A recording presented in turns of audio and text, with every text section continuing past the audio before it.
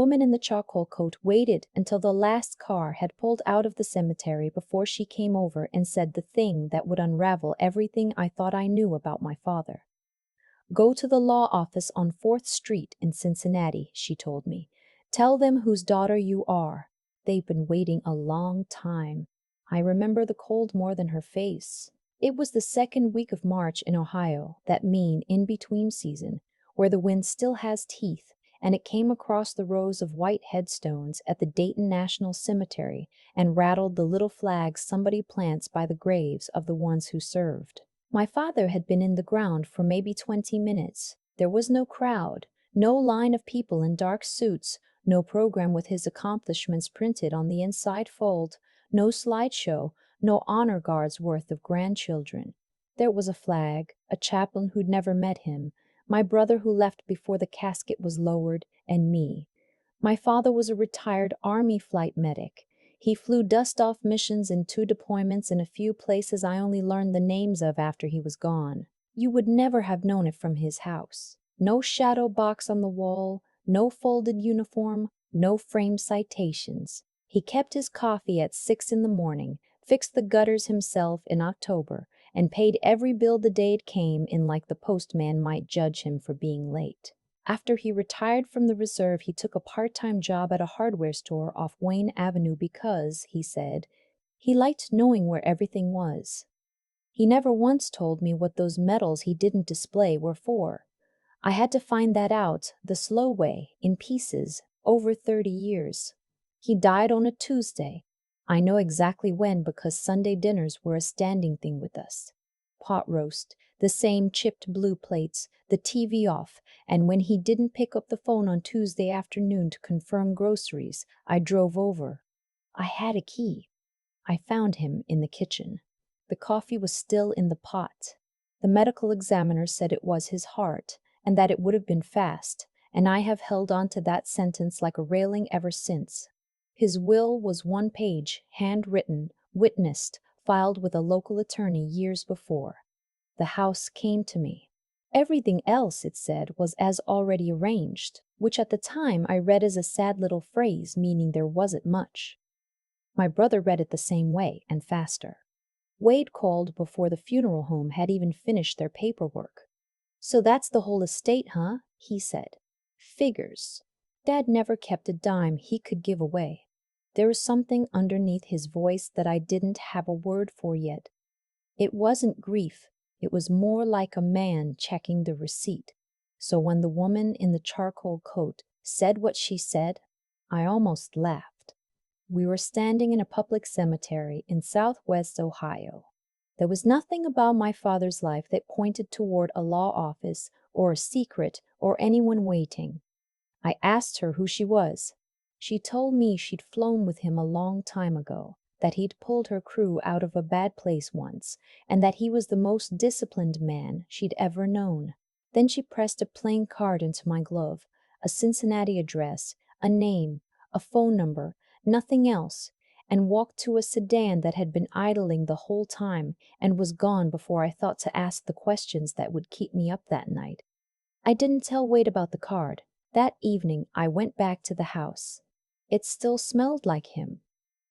Coffee and 3-in-1 oil and the cedar of the closet. His work boots were by the back door. Laces loosened the way he left them. His mug was clean in the rack. I started opening drawers I'd never had a reason to open. Insurance papers.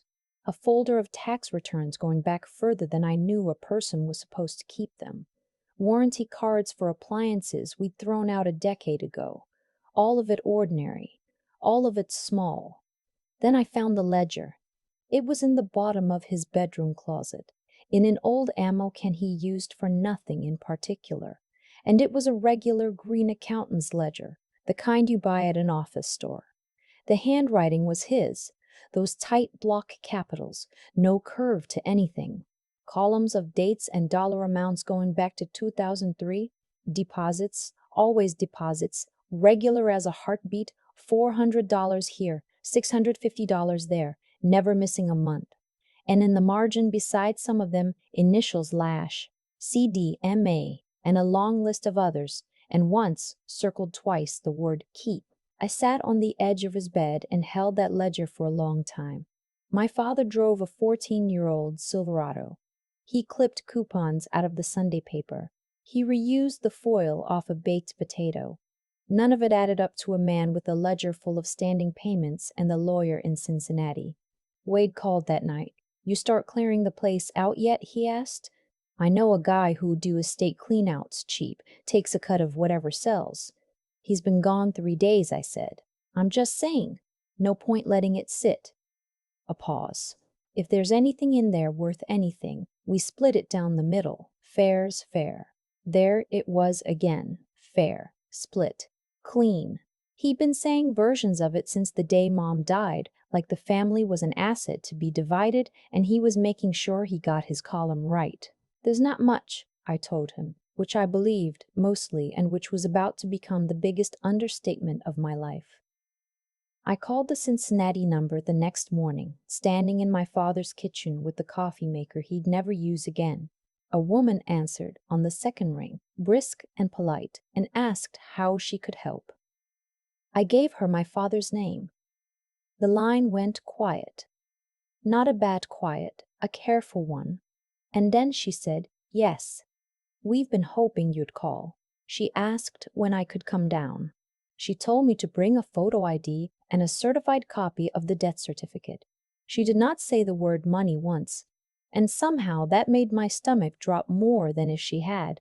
Wade showed up at the house unannounced the day before I drove to Cincinnati. He didn't knock the way he used to as a kid. He tapped the door twice and let himself in like he already had the deed in his back pocket. He walked a slow lap of the living room with his eyes going over everything, the way you'd appraise a car you were thinking about lowballing. "Smaller than I remember," he said. "It's the same house, Wade." He ran a finger along the mantel where, in some other family, the medals would have been. Can't believe this is all he had to show for it. "That's what you keep saying." He turned around. "I just don't want you making big decisions on your own. We're in this together." We sat at the kitchen table where our father did his Sunday crossword for 30 years, and I watched my brother and tried to remember the last time he'd come to dinner. He'd drifted years ago 2 exits up I-75, close enough to come and far enough to have an excuse. He was the one who got the down payment when his second business folded. The one Dad covered when the credit cards came due, twice, without a lecture either time. I stayed. I brought the groceries. I sat through the fishing stories and the weather and the long, comfortable nothings. Wade got the rescues. I got the Sundays. For most of my life, I told myself that was an even trade. "He helped you a lot," I said, before I could stop myself. "He gave me loans," Wade said, and the word came out hard. "Loans aren't love. You wouldn't know the difference because he never had to bail you out of anything. Maybe I just didn't need bailing." He stiffened, and I saw I'd cut deeper than I meant to. "Easy for you to say. You played it safe your whole life.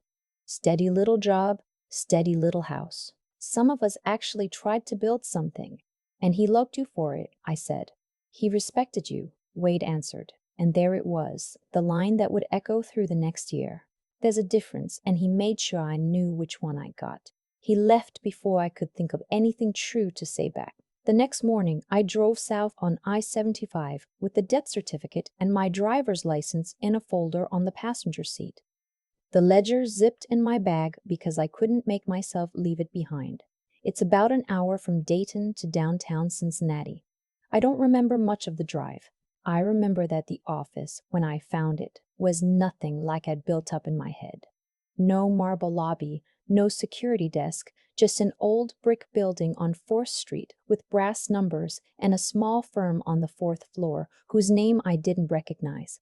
A man came out to meet me, older, careful, gray at the temples, a handshake that was dry and brief. He introduced himself as the attorney who'd handled my father's affairs and said he was sorry for my loss, and then he said something I wasn't expecting. "Your father was the most precise client I ever had.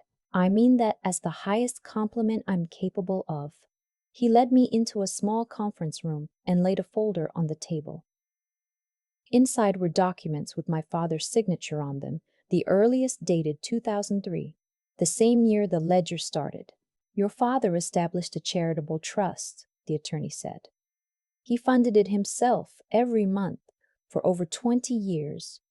He invested conservatively, and he never touched it. He set it up so that it would continue after his death, and so that oversight would pass to a single person he chose to carry it. I looked at the number on the summary page, and I had to read it 3 times before it meant anything. $8.4 million. This can't be right, I said. It's right, he said. I reconciled it myself. He drove a 14-year-old truck. He believed in living below his means, the attorney said. Most people say that. He's the only person I ever met who did it for 40 years without slipping. I asked what the money was for, and he told me. The trust supported a specific group of people, wounded veterans, the widows and children of men my father had served alongside, families who'd fallen through the gaps after the VA benefits ran out and the casseroles stopped coming. Tuition for a kid whose father came home from a war and was never the same. A roof repair for a widow in Tucson.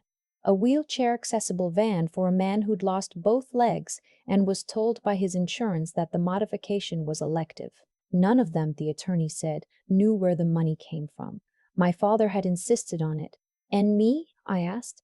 You're the successor trustee, he said. He named you to oversee it. The trust can't be dissolved without your signature, and the terms keep the support flowing on a schedule regardless of what anyone in the family wants. He was very specific about that last part. I thought about Wade the second he said it. His debts, his tone. The way he said split it down the middle. Are there others in the family who get a piece of this? I asked. Your brother is not a beneficiary, the attorney said gently. Your father wrote a clause about that. He also left you this. He slid a sealed envelope across the table. My name on the front, in those block capitals. He told me it was written by hand and was only to be opened after my father was gone. My hands weren't steady.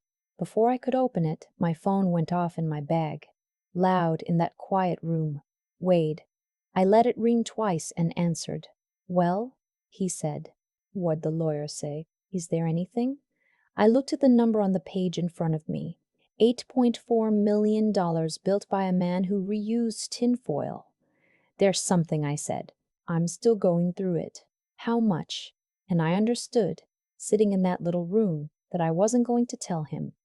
Not because I wanted to keep it from him, because the second I said the number out loud, I'd lose the thing my father had actually left me, which was never the money. It was a decision about what kind of person I was going to be. I need time, I said, and hung up. I opened the letter in the parking garage, in my car, because I couldn't do it in front of a stranger. He'd written it the way he spoke, which is to say plainly. He told me he hadn't hidden the trust because he didn't trust me. He'd hidden it because money changes who people become around you, and he'd watched it happen to good men. He wrote that after he came home the last time, he kept up with a handful of guys he'd flown with. Not at reunions. He hated reunions. Just quiet phone calls, the kind where you ask how somebody's doing and you actually wait for the real answer. And one by one, those men started to struggle. A cancer the VA argued about for years, a kid who needed surgery, a marriage that cracked under the weight of what couldn't be talked about. So he started setting money aside. He said, you don't make a show of helping people.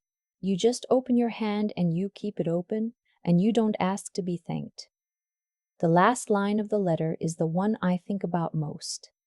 He wrote, I trusted you with this because you're the only one who ever sat with me without wanting something back. I cried in that parking garage with the engine running for a long time. Wade called twice more before I got back to Dayton, and that night I finally told him a version of the truth.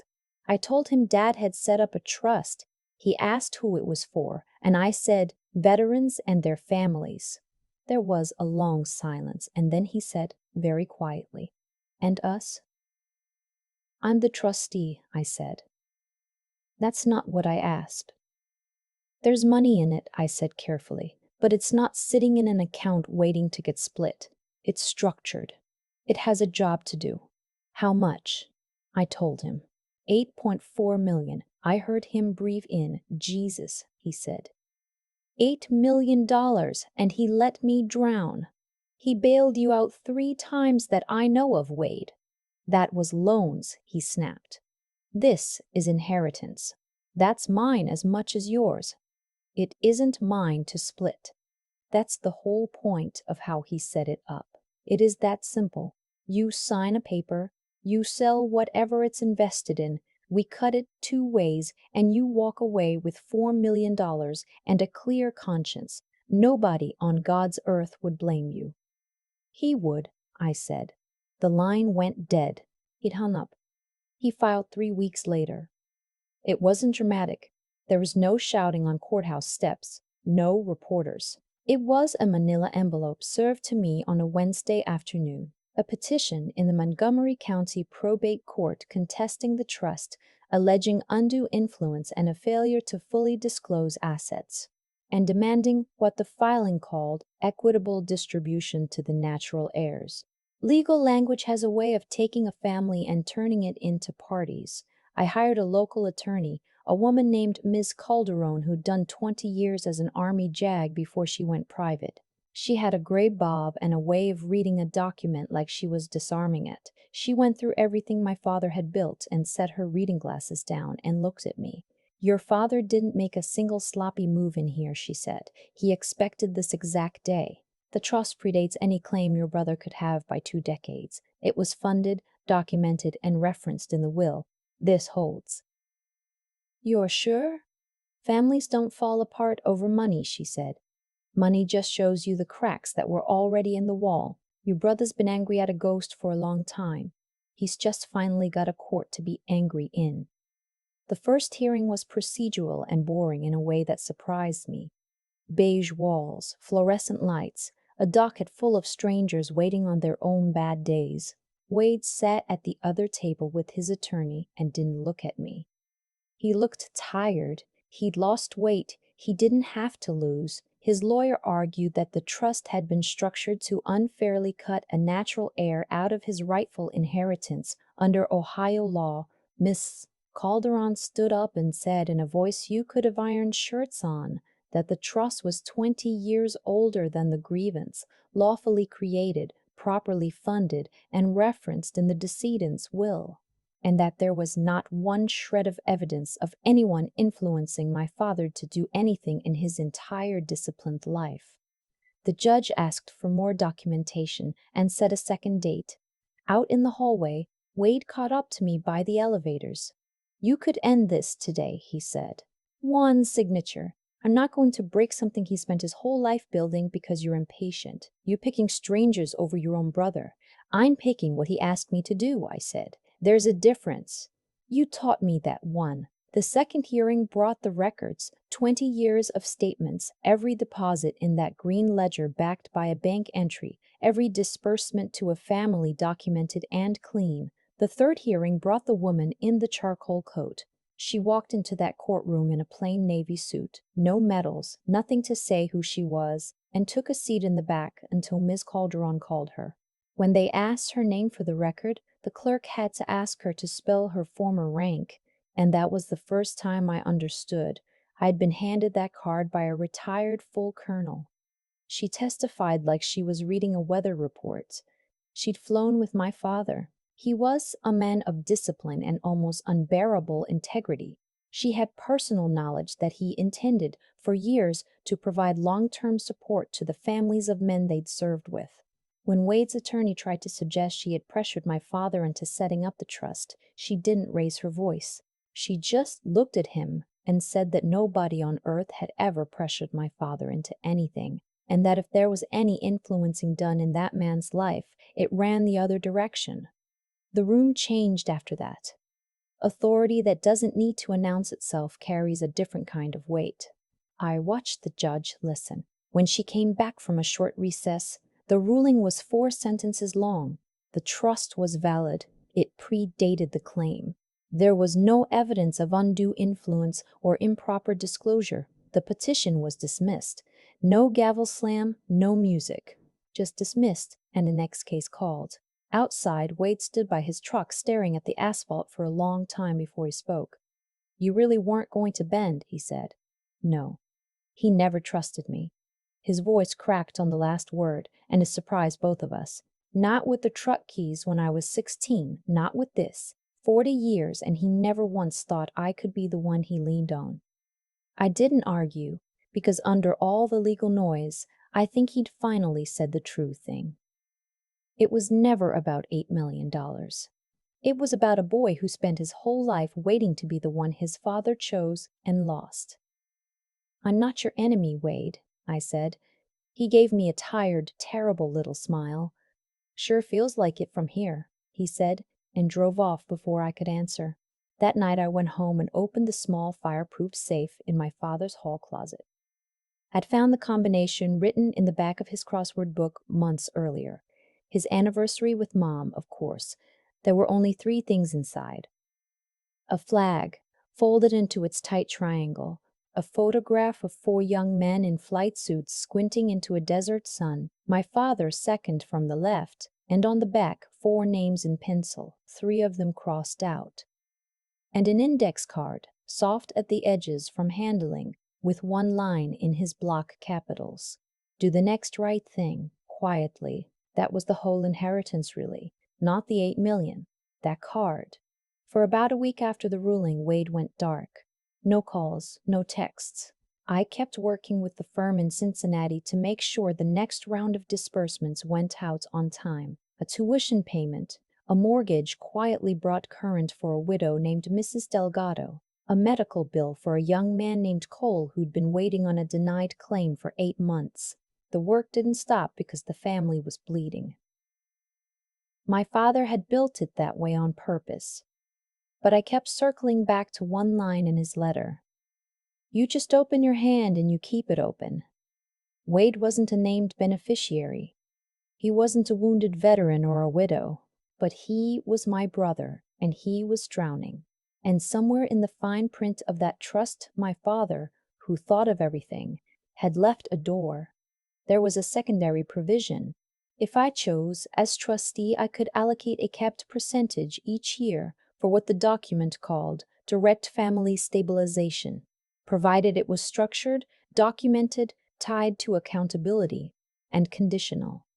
Not a check. Not a windfall. A plan. I drove up to Wade's place on a Thursday.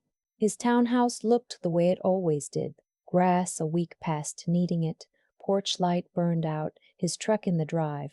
He opened the door slow. Figured you'd turn up, he said.